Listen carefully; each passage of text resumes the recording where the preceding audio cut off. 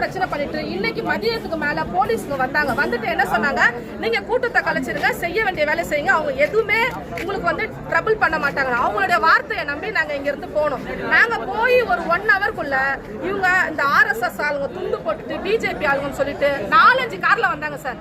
4-5 கார்ல வந்துட்டு அதுவும் பொம்பளைங்களை இடிக்கிற மாதிரி வந்துட்டு புடவைகளை இடிக்கிற மாதிரி எப்படி இதே மாதிரி பண்ணிட்டு இருந்தா எங்களுக்கு என்ன பாதுகாப்பு இருக்கு சொல்லுங்க?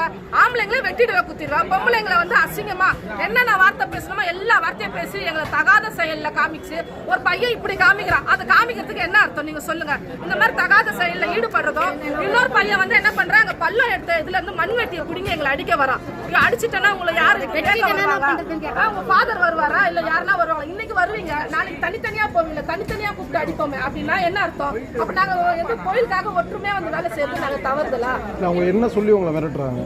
நீங்க வரக்கூடாது, சர்ச்சும் எங்களோட இதுவும் சேர்ந்தது. நீங்க எதுக்கு வரீங்கன்னா சர்ச்சு சம்பந்தப்பட்டவங்க. நாங்க சர்ச்சில் இதோட 6வது தலைமுறையா இங்க இருக்கிறோம். நாங்க 6வது தலைமுறையா இருக்கோம். இப்ப என் பொண்ணு கல்யாணம் பண்ணா 7வது தலைமுறை. நாங்க இப்ப 7 தலைமுறை அங்க இருக்கும் போது கோயிலுக்கு சர்ச்சுக்குன்னு ஒண்ணுன்றப்போ நாங்க எல்லாரும் வரதான் செய்வோம். நாங்க வந்து அங்காளி பங்காளி சந்தையோ சொத்து சந்தைக்கோ நாங்க வரல. கோயிலோட இடம் உங்களுக்கு இடம் கொடுத்துட்டாங்க. உங்க வீட்டு காம்பவுண்ட்லயோ உங்க இடத்துலயோ நாங்க வந்து கை வச்சா நீங்க கேட்கறது கரெக்ட். கோயிலுக்கு சொந்தமான இடம் மெஷர் பண்ணியாச்சு, கார்பரேஷன் இடம் வச்சு. இதுல உங்களுக்கு என்ன அப்ஜெக்ஷன்? உங்க இடம்ன்றீங்களா? நீங்க டாக்குமெண்ட் எல்லாம் எடுத்துட்டு போய் கொடுத்து ஸ்டே ஆர்டர் வாங்குங்க. கட்டக்கூடாது பண்ணக்கூடாது.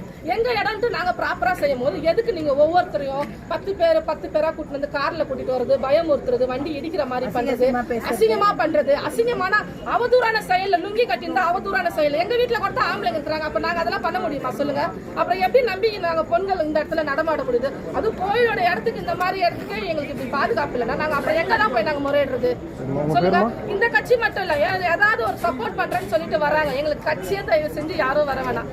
அரசாங்கம் இது கரெக்டான தீர்வு கொடுத்தா போதும். எங்களுக்கு கட்சியை நம்பி நாங்க யாருமே இல்லை. ஏன்னா சர்ச்சைக்குள்ள எல்லா கட்சியினரும் இருக்கிறாங்க. எங்களுக்கு கட்சியில வேறுபாடு கிடையாது. எங்களுக்கு கட்சியில சொல்லி எங்களை தயவு செஞ்சு பிரிச்சிடாதீங்க. ஏன்னா எல்லா கட்சியும் ADMK, DMK, BJP, RSS அந்த இதுன்னு சொல்லி எங்களை தயவு செஞ்சு வேறுபடுறாங்க. நாங்க கிறிஸ்டியனுக்குரிய இடம், நாங்க அதுக்காக தான் போராடுறோம். எங்களுக்கு அதுக்கு மட்டும் ஒரு தீர்வு சொல்லுங்க.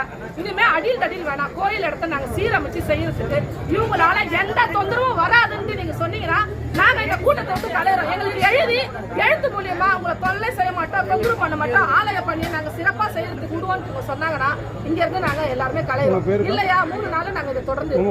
என்னுடைய பேர் பெல்ஷியா சார். நீங்க என்ன பண்றீங்க? லைட் எடுத்துருவாங்க. என்ன பழக்கம்? லைட் எடுத்துருவாங்க.